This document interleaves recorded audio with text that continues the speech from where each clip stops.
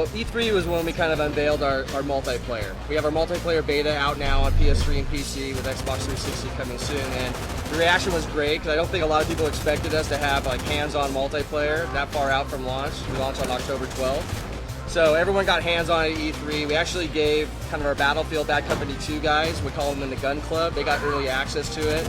So we're treating those guys as kind of our loyal consumers. And everyone's been loving it online. I put 24 hours into it. I got my 24-hour badge. But there's guys on there that have like already 4 days straight on it. So everyone's really enjoying the 2 different modes we have on there. Some of the press and obviously the consumers really feel like it's a really good balance between kind of some of the faster paced competitors out there and what Battlefield brings to it. So it's got that great skill system that Battlefield has, and that ties in perfectly with our Tier 1 operator, these very skilled, operators in the field. And the whole ranking system up to that bearded guy halfway through, people are really excited about. We actually cut it off right before you get that guy in the beta, so people are a little upset that they don't get to play that. Got to buy the game to get that guy. But yeah, people are excited about that kind of blend. It's very quick respawns, much faster than a Battlefield game, but still has that kind of tactical feel and kind of that very close combat of Battlefield, and vehicles as well. We have Scalpel and we have Hammer. So the Scalpel is like the Tier 1 operators, right? Every bullet has a purpose. These guys know how to get in. They have limited ammo, usually lighter weapons so they can move. But we also have what's called the Hammer, and this is kind of the US Rangers. These are the guys that are coming in on the big Chinooks. This is our Normandy in the desert, right? They're landing on the Shycott Valley. Lots and lots of guys, bigger guns, including the SAW that we're seeing here today. And really, they're not quite the precision type war. They're in there for the big army. They're in there to get in and clear guys out. But they can't exist without the Tier 1 operators. So we've heard loud and clear from our operators that says they have a lot of respect for the US Army Rangers, because these are the guys that come get them when they've been compromised. And the Rangers have a lot of respect for the Tier 1 guys, because if the Tier 1 guys weren't in there, they would get into situations where the enemy was all around them.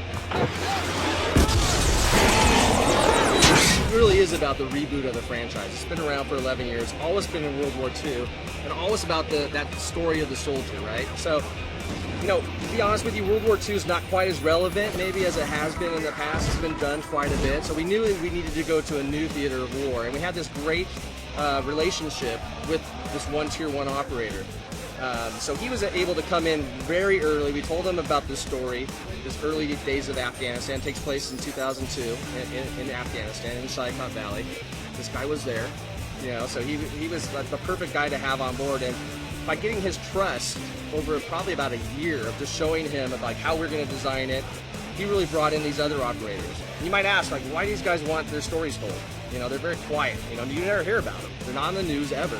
But they know the story's going to be told by somebody, and if it's told by like maybe a film production house or someone that doesn't have the resources that we have, it's going to be wrong. They don't want that to happen. So they found the partner that they trust with EA, and specifically our executive producer and our team at EA LA. And that gives us a resource that really allows us to tell a unique story that hasn't been told before. Again, though, it's about the soldier. It's about the Tier 1 operator. It's about the Rangers. It's not about the war in Afghanistan. That just happens to where these guys take place, right? This is where their story takes place. It takes over the course of about 3 or 4 days. It's based on real stuff that happened, real locations, Gardez, Bagram, but our characters are fictitious, but they're certainly inspired by real-world characters.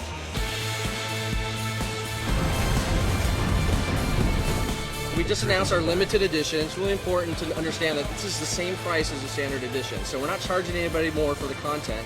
We have great content in there, including the MP7 weapon, which we've worked with our Tier 1 consultant guys, and we're like, okay, what weapon do you guys really favor when you go out in the field? And certainly was the MP7 is one of their favorites. And then also we have early access to shotguns. So the MP7 is a unique weapon. You can't rank up to it. A lot of other collector's editions give you early access to stuff, but if you play long enough, you'll get it. So this MP7 is, you just got to go buy the game in the first couple weeks while the limited edition is out. We're not charging you any more money for it. You just got to be one of the first ones to get it, and you'll be able to run around with this MP7 and no one else will ever get that gun. We also have early access to different shotguns, so you really get a day one advantage by picking up the limited edition. Get down!